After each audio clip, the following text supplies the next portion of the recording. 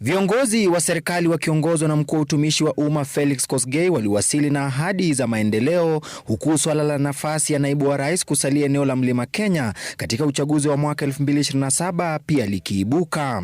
Sisi tunawatangazia hata wakija kwa mazungumzo, kiti ya deputy president na running mate wa William Ruto, sisi tungang'ang'ania na hakuna nafasi. The easiest route ya sisi watu wa Mlima kupata hii kiti tena ni kupitia kwa William Samoei Ruto.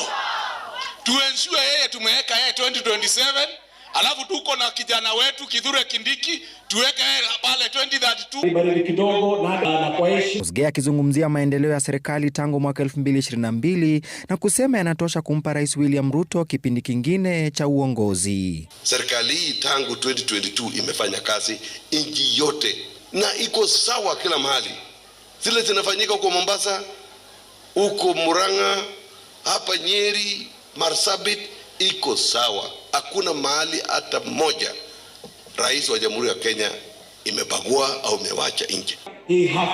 Inspekta Jenerali wa polisi Douglas Kanja, ambaye katika siku za hivi karibuni ameshitumiwa kuhusu jinsi polisi wanavyoingilia mikutano ya kisiasa, aliwataka wananchi kushirikiana na polisi ili kudumisha usalama.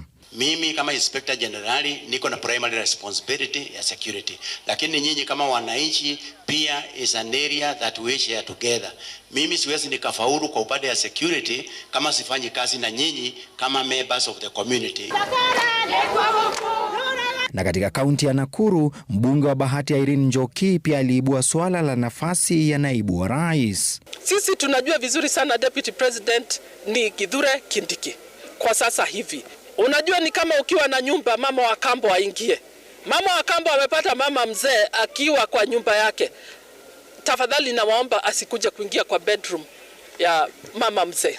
Mazungumzo kuhusu wadhifa wa naibu wa rais katika uchaguzi mkuu ujao yameibuka, huku tayari kukiwa na mvutano kuhusu ni chama kipi kinapaswa kuachiwa nafasi hiyo.